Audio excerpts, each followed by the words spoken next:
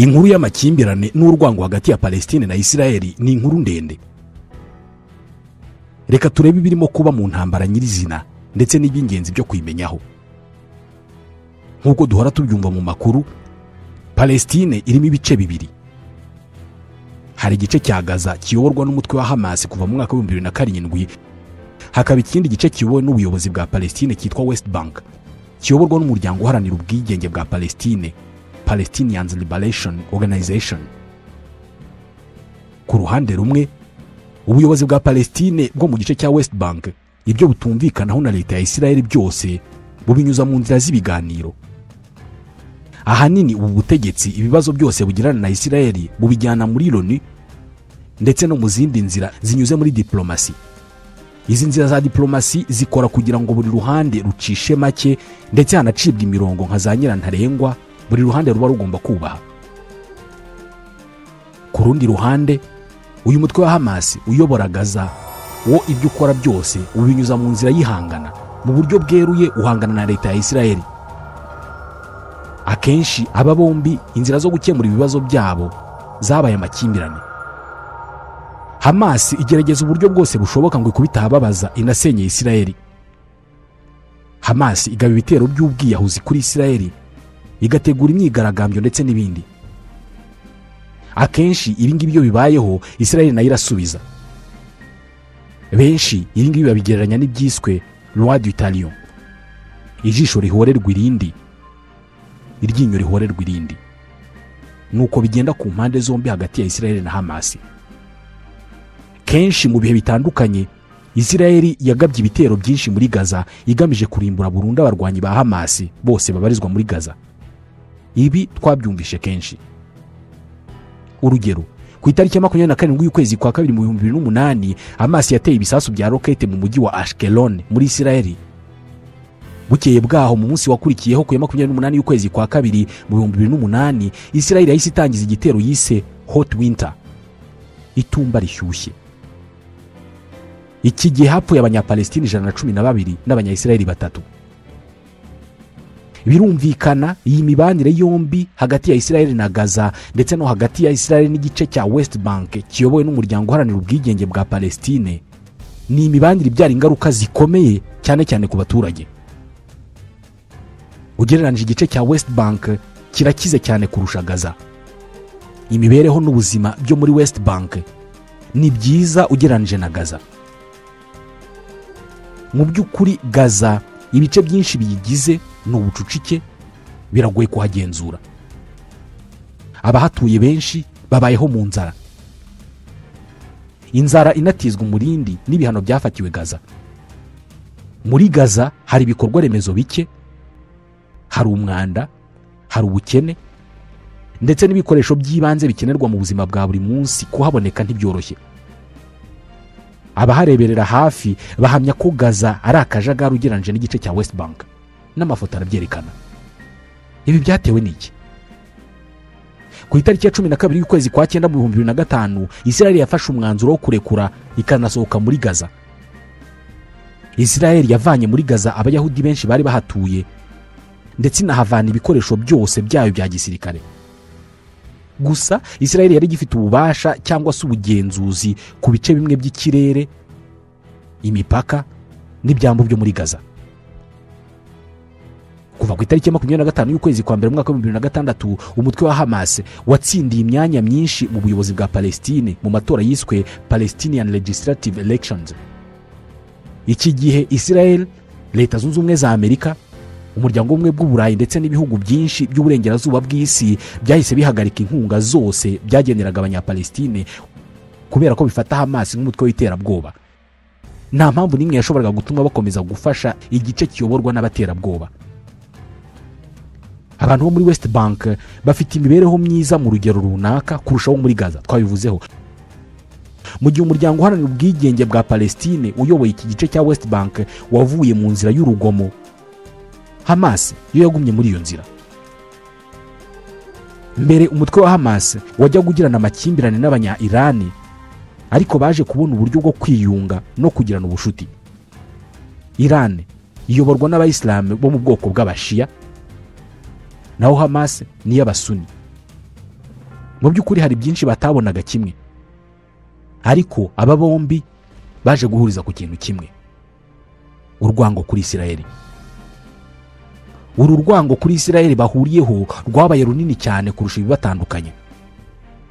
Ngiyi impamvu hashize imyaka igera ku 10 bagiranye isezerano ryo gukorera hamwe kugira ngo bababaze umwanzi bahuriyeho, Isirayeli.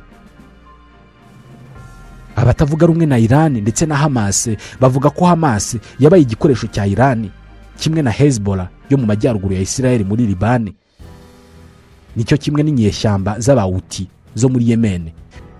Bakemeza ko Iran ikunda gukora ikoresheje ibyo bikoresho, kandi bivuga ko Hamas yafashe amafaranga ya Iran kenshi ihinduka igikoresho cya Iran. Gusa ikibazo cy'ingenzi ni iki: niba Iran yari imaze imyaka irenga 10 ikorana na Hamas, kuki Hamas yatangije ibitero ubu ngubu? Ni iki cyatumye intambara iba ubu ngubu ikaba igeze kuri uru rwego? Mu bitangazamakuru byinshi, impamvu ya mbere batanga ni uko Hamas yashakaga ko Isirayeli ibohora imfungwa z'Abanyapalestine zifunzwe n'Abanya-Isirayeli igihe kirekire. Mu maso y'abandi benshi, umunsi w'itariki ya 7 y'ukwezi kwa 10 mu mwaka wa 2023 wari umunsi wo kwizihiza imyaka 50 yari ishize habaye intambara yo mu Kwakira mu 1973. Iyi ntambara niko bayita ku ruhande rw'Abarabu. Ku ruhande rwa Isirayeli bayise Yom Kippur. Iyi ni intambara Isirayeli yatangijweho n'ibihugu 10 by'Abarabu: Misiri, Syria, Arabia Saudite, Algeria, Yordani, Iraq, Libya, Kuwait, Tunisia, Maroc, hakiyongeraho na Korea ya Ruguru na Cuba. Icyo gihe Isirayeli yatsinze iyi ntambara. Ibi byari biteye isoni cyane ku bihugu bingana uku nguku. Abenshi bakemeza ko mu by'ukuri gukora ibitero nk'ibi ngibi kuri Isirayeli nyuma y'imyaka 50 yuzuye neza byari uburyo bwo gukosora ikimwaro cyo gutsindwa mu 1973. Impamvu yindi abarwanyi ba Hamas bavuga ni ubushotoranyi bw'Abanya-Isirayeli ku musigiti wa Al-Aqsa. Ni umusigiti ufite inkuta z'ifeza mu kibanza cya hegitari zigera kuri 30 i Yerusalemu. Ni umusigiti w'ingenzi cyane ku madini 3 akomoka kuri Aburahamu: idini y'Abayahudi, Islam n'Abakristo. Ubushotoranyi n'intambara ku mpande zinyuranye byatangiye mu mwaka wa 1947 ubwo umuryango w'abibumbye wagabanyagamo Palestine ibihugu bibiri, kimwe cy'Abayahudi n'ikindi cy'Abanyapalestine. Ubutaka butagatifu bwa Yerusalemu buri mu musigiti wa Al-Aqsa bwahawe gucungwa n'umuryango w'abibumbye bitewe n'akamaro bufitiye amadini 3 akomoka kuri Aburahamu. Intambara zarakomeje, Isirayeli ikomeza kwigarurira ubutaka yiyongerera ingano. Mu 1967 nyuma y'intambara ya kabiri y'Abarabu na Isirayeli, byaviriyemo Isirayeli gutwara no kwiyomekaho Yerusalemu y'Iburasirazuba, ari nayo iri mu musigiti wa Al-Aqsa. Urwango ruriyongera ku Barabu. Mu gihe cy'imyaka myinshi, leta ya Isirayeli yafashe izindi ngamba zo kugenzura no guhuza Yerusalemu y'Iburasirazuba nayo ubwayo. Mu 1980 binyuranije n'amategeko mpuzamahanga, Isirayeli yashyizeho itegeko ryemezaga ko Yerusalemu ari umurwa mukuru wa Isirayeli wuzuye kandi wunze ubumwe. Muri iki gihe nta gihugu na kimwe ku isi cyemeraga ko Isirayeli ari ifite umurwa mukuru Yerusalemu.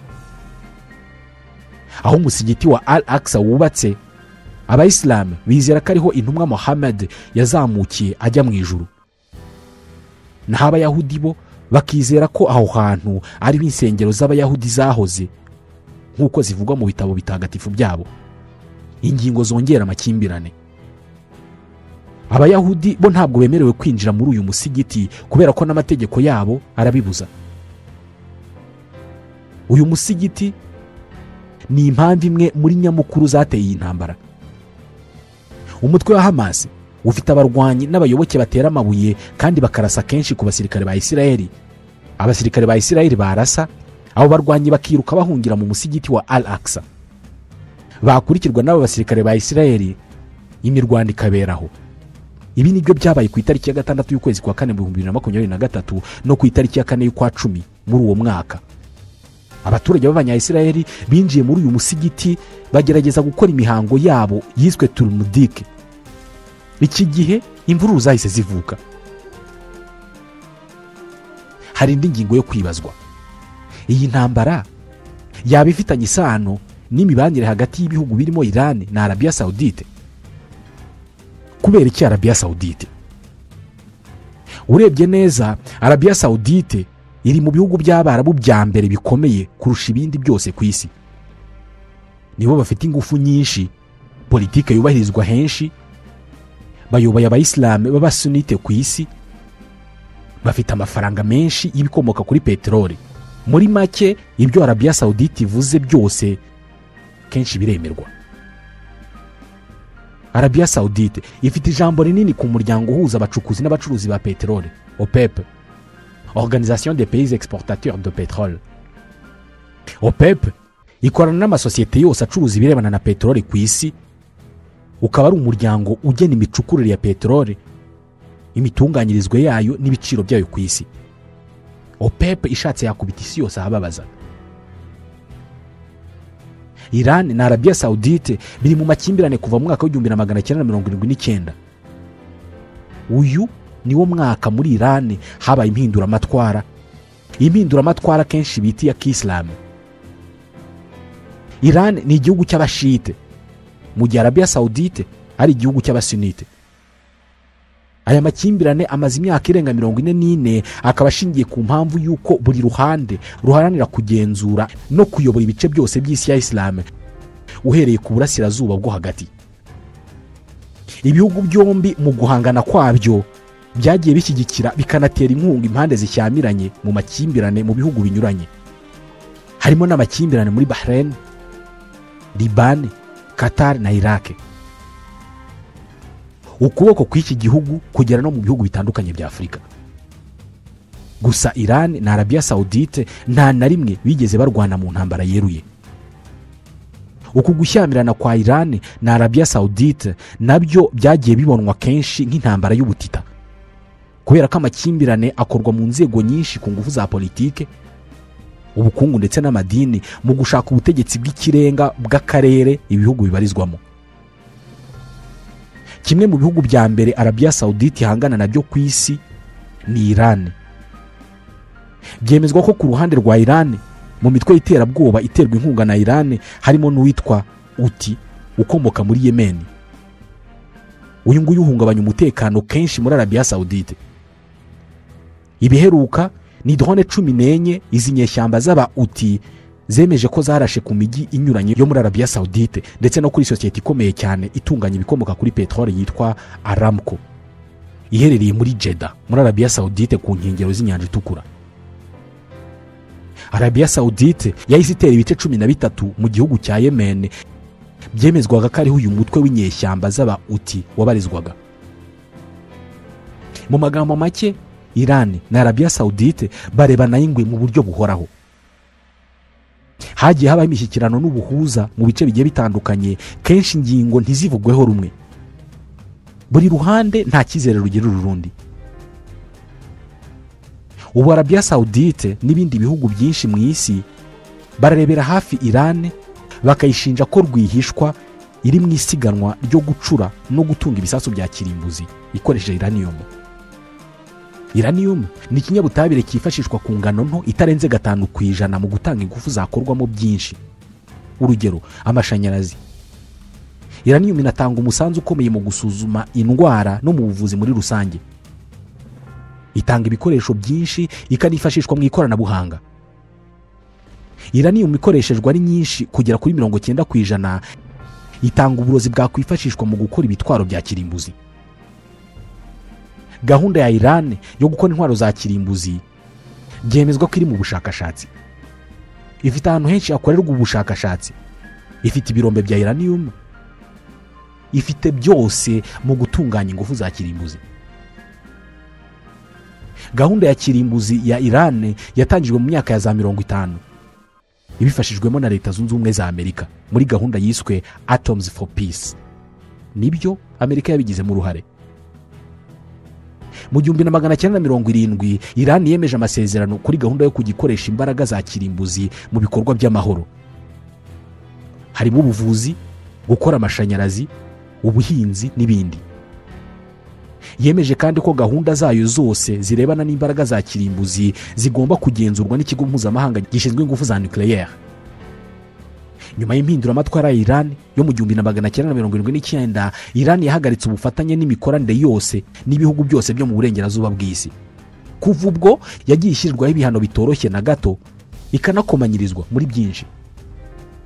Iran yakomeje gahunda yayo ku ngufu za kirimbuzi, nanone ikazikora ku buryo bwa rwihishwa.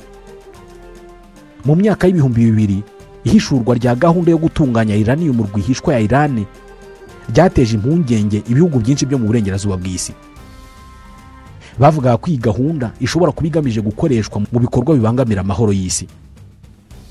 Mu 2015 habayeho icyiswe The Joint Comprehensive Plan of Action, cyangwa se gahunda rusange y'ibikorwa izwi cyane nka Iran Nuclear Deal.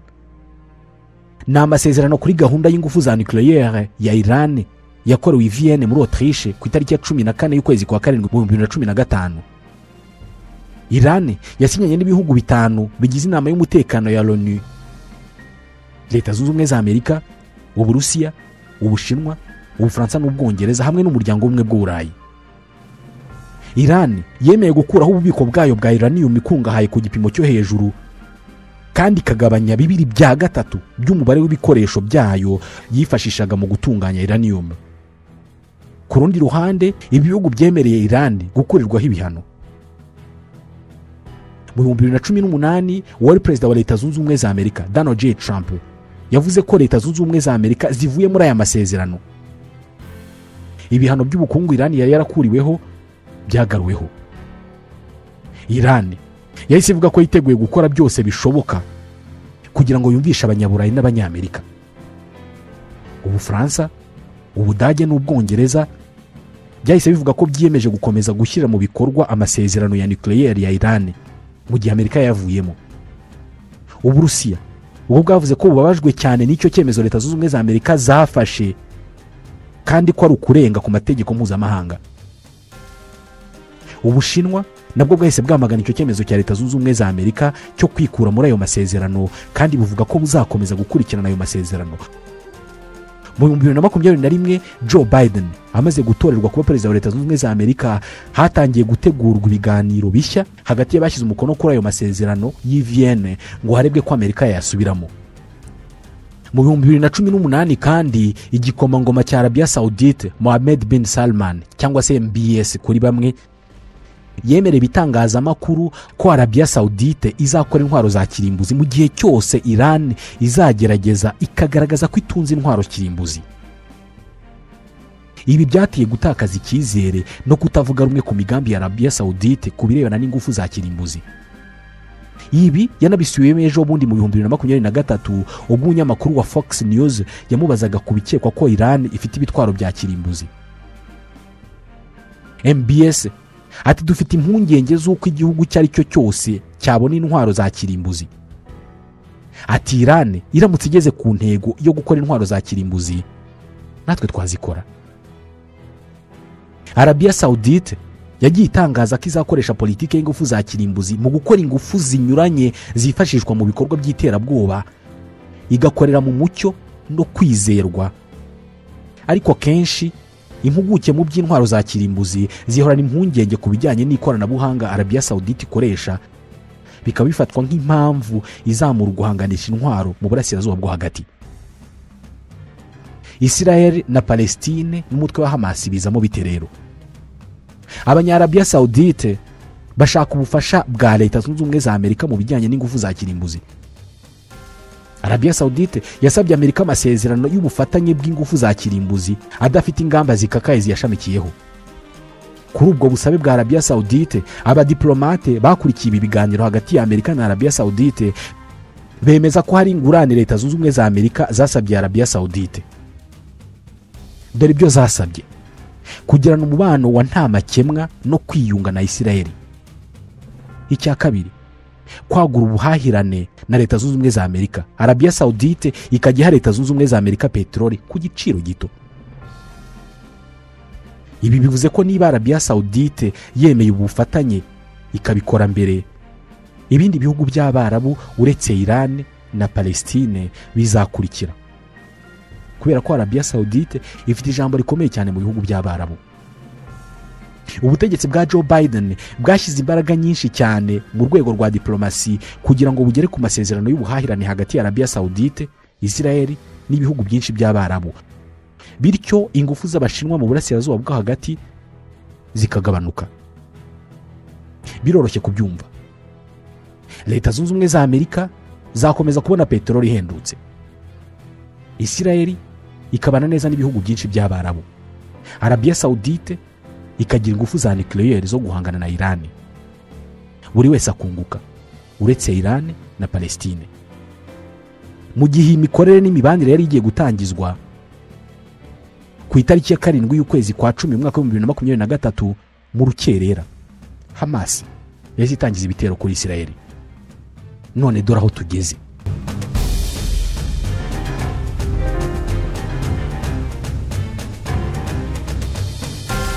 Ukurikije imiterere y'iyi ntambara, abayirimo n'abayigiramo uruhare ndetse n'abayifitemo inyungu, uratekereza ko yiteguye kurangira?